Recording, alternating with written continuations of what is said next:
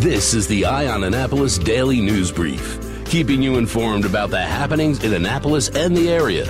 Local news, local sports, local events, local opinion, and of course, local weather.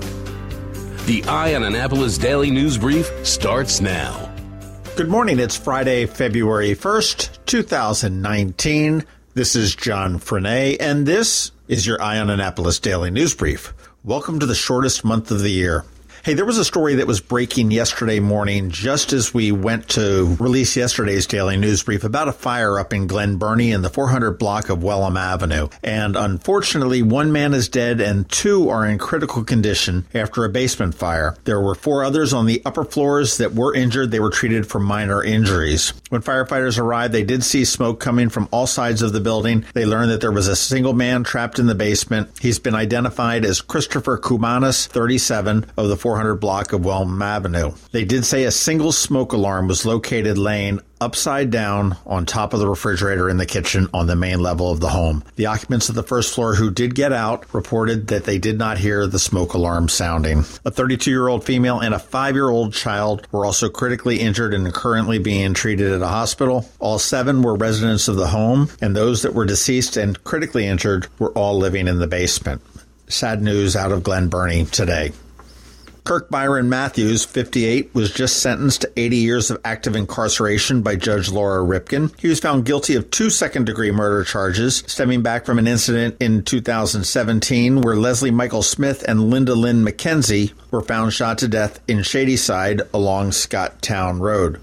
Matthews has maintained his innocence all along. In his defense, they said that the 911 caller gave police a physical description of a tall, skinny white man walking with a shotgun. Matthews is a short, black, overweight man. He's 5'6", black, and at the time of his arrest, he weighed 240 pounds. One thing that's very interesting about this case is that it relied largely on surveillance video. They never found a murder weapon, nor did any of the DNA evidence collected link Matthews at the scene of the crime. Without the benefit of the doubt of all of the information, I hope Judge Ripken got that one right.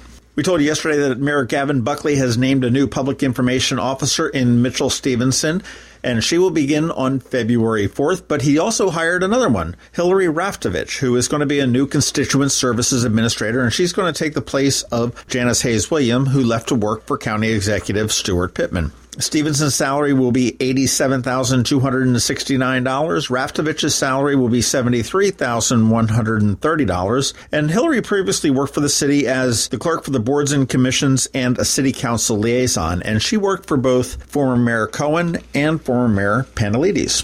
A few weeks ago, we told you that Johns Hopkins University has agreed to purchase the Newseum building on Pennsylvania Avenue, housing the Newseum. Now, they are going to close down at the end of 2019, and the chairman of the Freedom Forum, which is the main funding source for the museum, had said that they were going to explore all the options to find a new home in the Washington, D.C. area. Enter the Montgomery County Economic Development Corporation. They have confirmed that they are working on a proposal in hopes of luring the Newseum there. Now, the Newseum has moved a couple times. It first opened in Rosslyn in Virginia in 1997. It moved into D.C. in its current location in 2008. And as we said before, Hopkins has said they are purchasing it for more than $372 million. All right, that is about it for the top news today. It is Friday, thank God. We do have our picks for things to do this weekend, and there is no shortage, as there never is. But also, we want to talk to George Young with your local DMV weather forecast. And he'll be coming up in about just 1 minute. Imagine your child saying, "Guess what I learned in school today?" At St. Andrews, it happens every day. We asked Emma and Lawson why. We grow winter greens in our garden to make smoothies. Second graders are the chicken checkers, and our 8th graders take care of our goats. Our classes are the perfect size, which means we get to know each other well, and our teachers know us. Visit St. Andrews Day School's open house, Friday, March 8th from 9 to 11 a.m. or call 410-266-0952 for a tour. Going out? You need the most up-to-date local weather. Here's George Young from DMV Weather in Annapolis with today's forecast. Hey everyone, this is George with DMV Weather, and this is your Eye on Annapolis forecast for Friday, February 1st. Another cold start to the day with temps in the teens and 20s, with a little light snow set to fall across the Annapolis region, now to possibly early afternoon. And while the overall expectation is for 1 inch or less, and we think probably more like a ½ inch or less of a powdery, dry snow, anything that does fall will likely stick to the roadways, so be careful out there, as even the smallest amount of snow could cause slippery conditions countywide. After today, the cold starts to retreat, and the area will see temps warm into the 40s tomorrow and possibly even 50s Sunday, before more 50s early to mid next week, with some rain chances returning Tuesday into Wednesday. So be safe out there today and bundle up once again for another cold one with highs in the 20s, knowing a break in winter is up next. Okay, that's it for today. This is George Young of DMV Weather. Make it a great weekend out there with the warming temps, and be sure to get our free app on all of your devices by searching for DC MDVA Weather in the Apple or Google App Store, and also follow us on Facebook and Twitter and on our website at dmvweather.com so you can always stay weather informed. There is a diamond of diamonds. It's from De Beers. Only 14 diamond tears in the world can touch them. Its name, Forevermark. And Zachary's is the only jeweler in the Annapolis area that has it. Not only is it beautiful and rare, it has a story, supporting women in diamond-producing areas around the world. So when you give a Forevermark diamond, you don't just give, you give back. Zachary's and Forevermark, a jeweler and a jewel. Online at zacharysjewelers.com. Every weekend, there's something exciting going on in the Annapolis area. Be sure to visit eyeonannapolis.net to sign up for a newsletter highlighting all the weekend events. Here are our top picks for this weekend. Thank God it's... Got lots going on this weekend. Let's get right into it.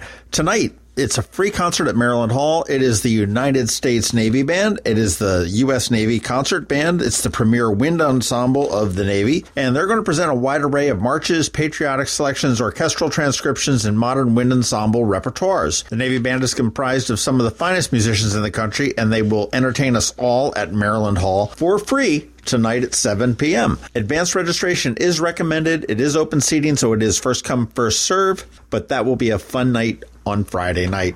If you'd rather not sit down and watch a band and you'd rather get up and dance your ass off, Blacks of the Chesapeake, the Bates Legacy Center, and the Chesapeake Children's Museum are sponsoring a 2-day festival, which is really a throwback to the days of Carr's speech and the parties that were held all over the area. Tonight, it is the Friday night dance party. It goes from 7 p.m. till midnight. It's at the Cape St. Clair Community Clubhouse, and they needed a place that had the space to do it. Tickets are $25 at the door, and that's going to feature the Clones of Funk, which is an incredible band to dance with. You will not be able to sit down. They don't even need to bother getting chairs because you will be up on your feet dancing for sure. That continues on Saturday with an indoor picnic at the Bates Legacy Center right here in Annapolis. That goes from 2 to 6 p.m. You're going to have a Karen Somerville band. There will be food. There will be DJs. There will be dance demonstrations. There's going to be historic photographs and film footage from the Carr's beach days. Really bring some of the history of the African-American culture in Annapolis to life this weekend, tonight at the Cape St. Clair Community Clubhouse, and tomorrow at the Bates Legacy Center. And tickets for tomorrow's will be $30 at the door, and that does include light refreshments and Chesapeake Bay Oyster Raw Bar.